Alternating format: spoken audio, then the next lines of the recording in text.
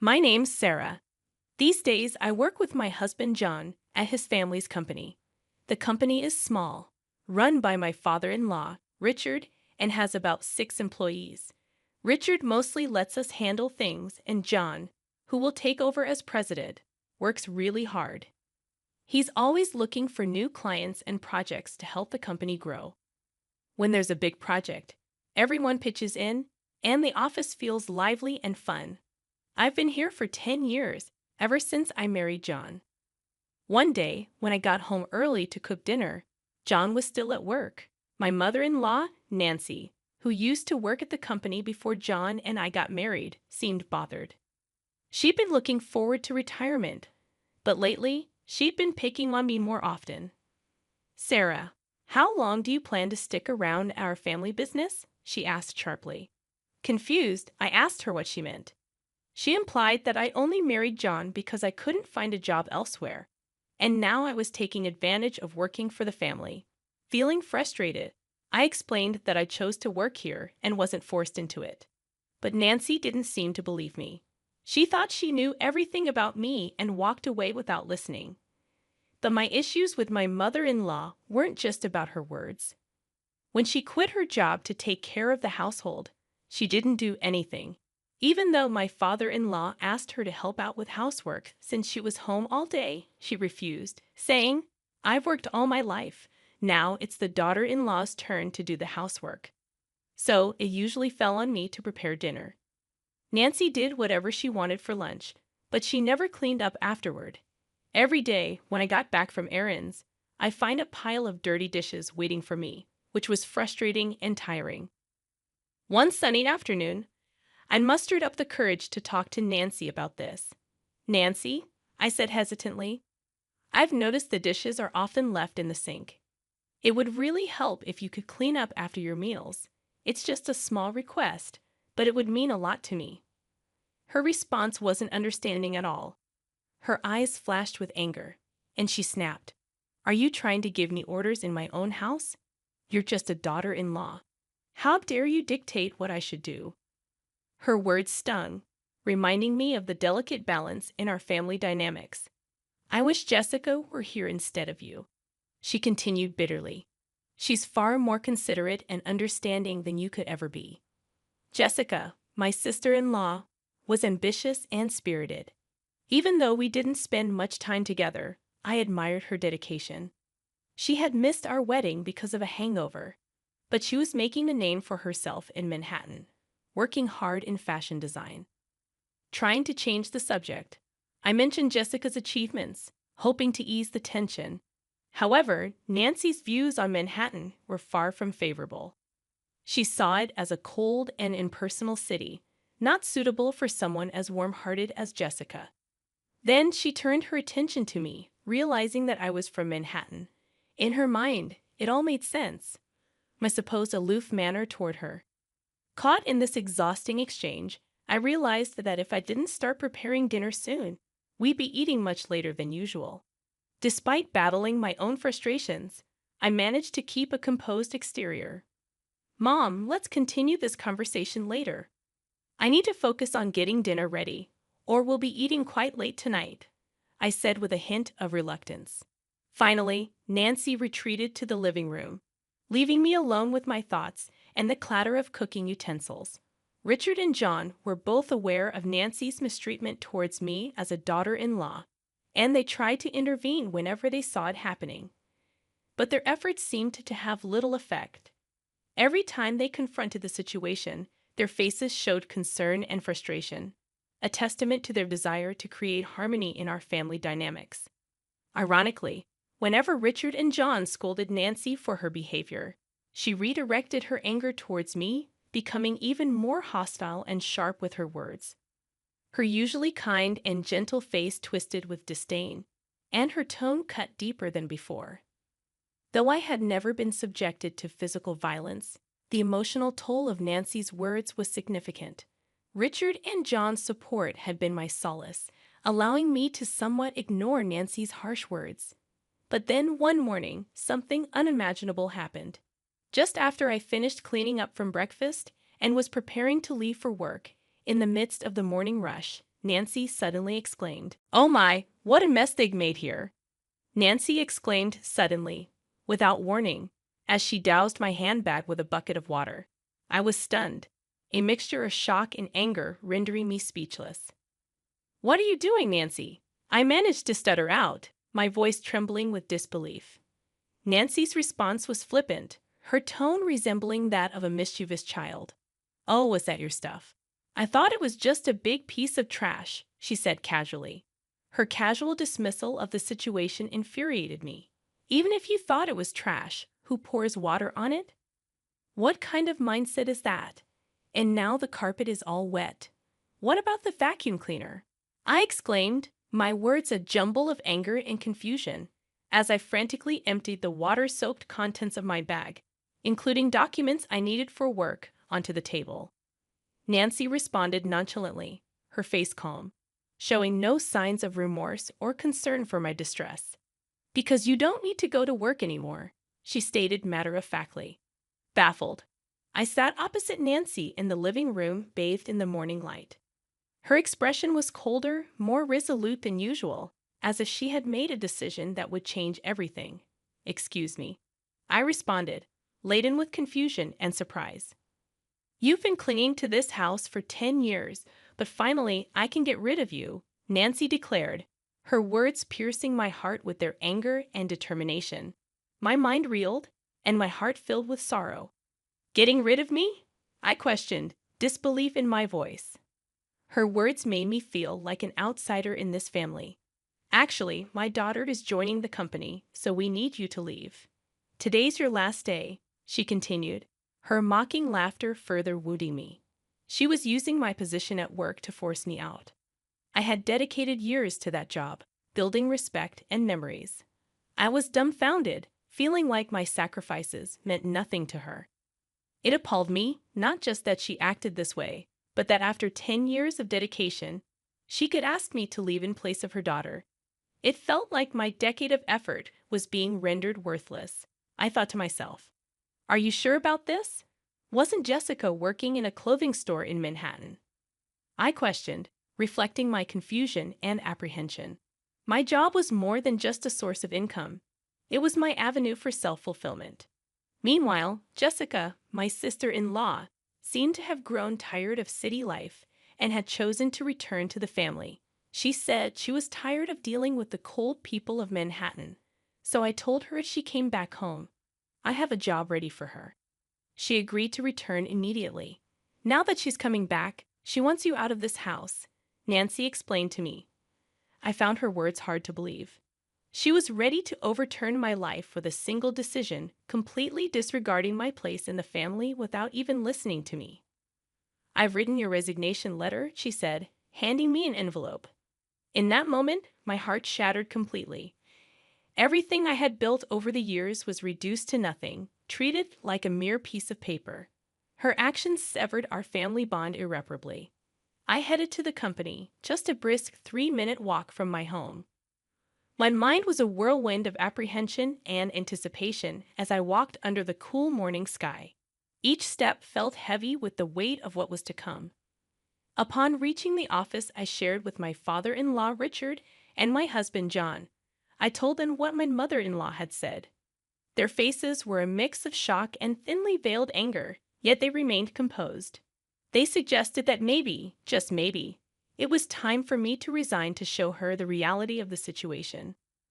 This suggestion sent my heart into turmoil. Having worked tirelessly in our family-run business for years, I barely knew what a long vacation felt like, aside from brief rests during Thanksgiving and the holiday season. Encouraged by John and Richard's gentle words, "Why don't you spread your wings for a change?" I made up my mind to embark on a little trip. As I packed, I found myself pondering deeply about my life, my choices, and what lay ahead. Meanwhile, my sister-in-law Jessica, who had come to replace me at the company, shockingly didn't show up until 1:00 p.m. Her irresponsible attitude left John and Richard, who had been holding the fort in my absence, in a state of dismay. Jessica seemed utterly disinterested in understanding the work, despite their attempts to explain it to her. Hearing about this, I couldn't help but feel. A twinge of anxiety about the future of our company lingered as I looked forward to my trip. Departing without encountering my mother-in-law, I swiftly set off. During the journey, as I enjoyed the view outside the train, I reflected on my life, the past, the present, and what was yet to come. Relishing the local seafood delicacies, I contemplated deeply about myself, my family, and our business. However, the tranquility of my fourth day was shattered when Jessica called me in tears. "What's going on? Mom said it was an easy job, just sitting in a chair, but John and Dad are acting like I can't do anything right," she said, her words most likely influenced by my mother-in-law. Even as I enjoyed my leisure, I realized it was time to address the situation. "So, Jessica, how proficient are you with computers?" I asked hesitantly. Her response indicated her limited skill in a professional setting, mainly focused on watching videos and playing games online. Considering her background in the apparel industry, I asked further about her experience with tasks like managing sales data in Excel or recording customer information in Word. She seemed puzzled, indicating her lack of familiarity with such tools. Digging deeper into her technical experience, I asked about image editing, video editing, or audio editing software. Her bewildered response suggested she had little to no experience with these tools. However, when asked about handling calculations for sales or filling in documents, she confidently stated that she could do that. This conversation shed light on Jessica's capabilities, highlighting areas where she might need additional training or support to adapt to her new role in our company. However, when probed further with, "Can you calculate tax too, right?" her confidence waned as she responded uncertainly. This question was a test of her mathematical skills and ability to apply them in a business context. While Jessica might have other skills, it was apparent she felt insecure about the required skill set for the job. Her discomfort seemed particularly rooted in her struggle with calculations, which could be why she faced criticism from Richard and John. First and foremost, it was necessary to give my mother-in-law and her cohort, who tried to oust me, a taste of their own medicine. "Since you're taking over my job, I expect you to handle the accounting tasks efficiently. Be mindful of email etiquette." A casual tone suitable for friends is utterly inappropriate for business communication. Also, you'll be responsible for scheduling the staff shifts. Though our team is small, everyone's requests for time off are carefully considered, so make sure not to prioritize your own convenience over theirs. As I continued to list down my demands, I could hear her sobbing on the other end of the line. "But I was told I wouldn't have to do anything. Why are there so many tasks? I didn't come back home for this," she exclaimed, abruptly ending the call. In the following 3 days, I decided to enjoy sightseeing in Manhattan, where Jessica had fled from. My experience taught me that not everyone in Manhattan is cold-hearted. In fact, it seemed rarer to find people as cold-hearted as my mother-in-law and Jessica, who had conspired to drive me away. A week after leaving my job, I returned to my in-laws' house. Upon my arrival, Nancy, with her face flushed red, confronted me with a burst of anger. How dare you make my daughter cry? You won't get away with this," she exclaimed furiously, her eyes brimming with anger and misunderstanding. She made a move to grab me, but John and Richard quickly intervened. They tried to calm her down, but her anger seemed far from subsiding. John sighed deeply before speaking. "Jessica is crying because she was scolded for trying to boss around her employees, despite her inability to do anything right. It's not Sarah's fault. Besides, Sarah hasn't been here for a week, so there's no way she could have upset Jessica, Mother. You really need to stop these baseless accusations." John's voice was calm yet carried a weight, trying to convey the facts and clear the misunderstanding. "But it's because of her. This woman is the reason for Jessica's suffering," Nancy retorted emotionally, directing her suspicions towards me. Her words lacked any foundation of truth.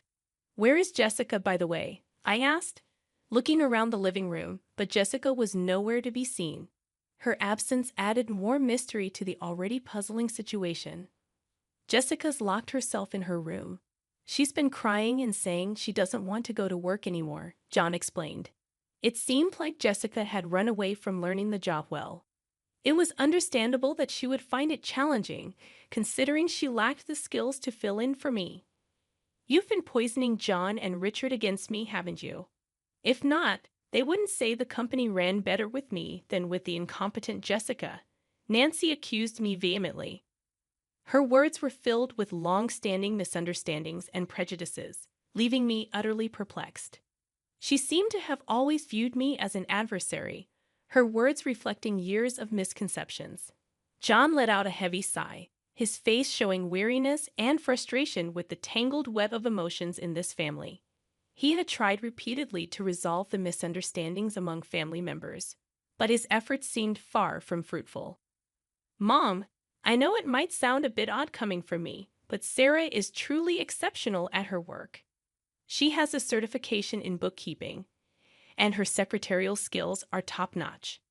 Moreover, she has studied Spanish and even has experience studying abroad.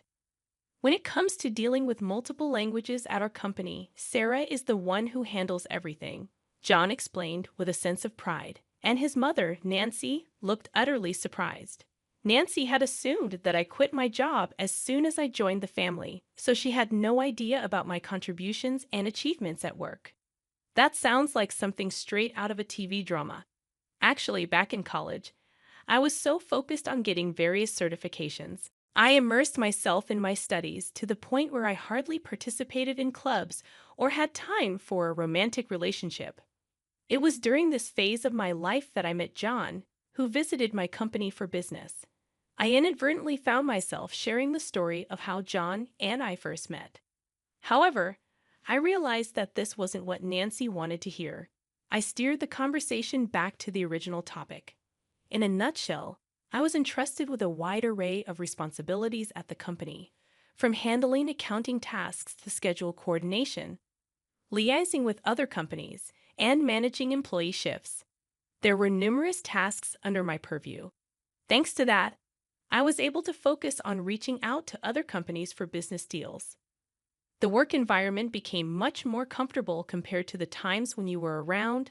Mom, John added, leaving Nancy with her mouth agape in amazement. Just then, Richard, John's father, chimed in with a comment that took me by surprise. We're going to shut down that company soon. Actually, Jessica made a big blunder. Despite being asked to prepare some documents, she decided to handle phone calls because it seemed more fun doing so. While John and I were away, she ended up behaving rudely to the person in charge from Company A. Of course, I got a call to confirm this. Hearing this, I was so shocked that I instinctively covered my mouth with my hand. I can't believe Jessica would do something like that, I murmured, filled with disbelief. The thought that Jessica's actions might lead to the downfall of our company flashed through my mind, filling me with dread. However, as I wallowed in these anxious thoughts, the story took an unexpected turn. When I explained the situation, they suggested it might be time to end the family business. We had mentioned this to you before, right? About being absorbed by another company, John's father said. Then, the president of Company A stepped forward, saying he was interested if Sarah and I were involved. This was an unexpected yet long-hoped-for development. With a family-run business, there are limitations, and it's uncertain whether we could consistently acquire stable customers. That's why John had always been working hard in sales, trying to secure new clients. Being absorbed by a larger company could mean securing a steady customer base. The once uncertain future suddenly seemed to hold a glimmer of hope.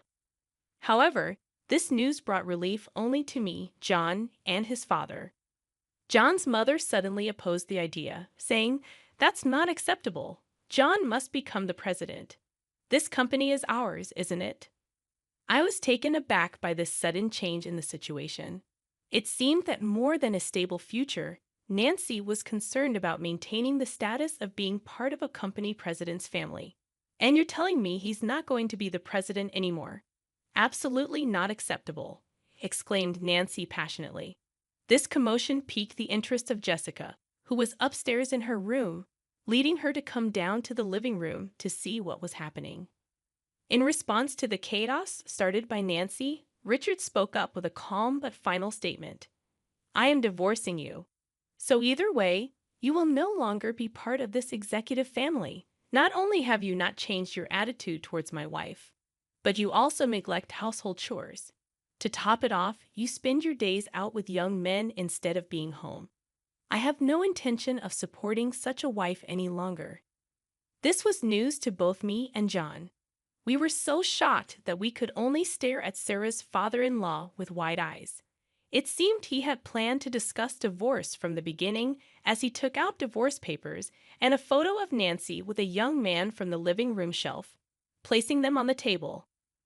If you sign the divorce papers now and leave with your belongings, I won't demand alimony.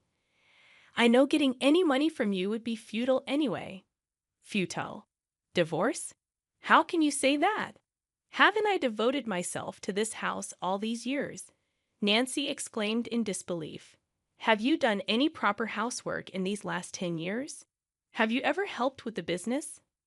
Does spending someone else's money on young men count as devotion to the house? It was the first time we saw Sarah's usually mild-mannered and reserved father-in-law this angry. Seeing this, Jessica, who had come down to the living room, was visibly trembling from the shock. Jessica, you're part of this too. You came back home because you couldn't make it in Manhattan, and now you can't find a job but still act all high and mighty. In the end, you stopped working entirely. Whose escapism did you inherit? It's time for you to leave this house, he continued. Next, we saw Jessica's shock and resistance. She believed she was an important member of the family, but the reality was different. Wait a minute, Dad. Mom might be at a lost cause, but I'm your precious daughter. Right? The family conflict deepened as Jessica voiced her concerns. Jessica asserts her place, revealing her betrayal towards her mother. Jessica, are you betraying Mom now?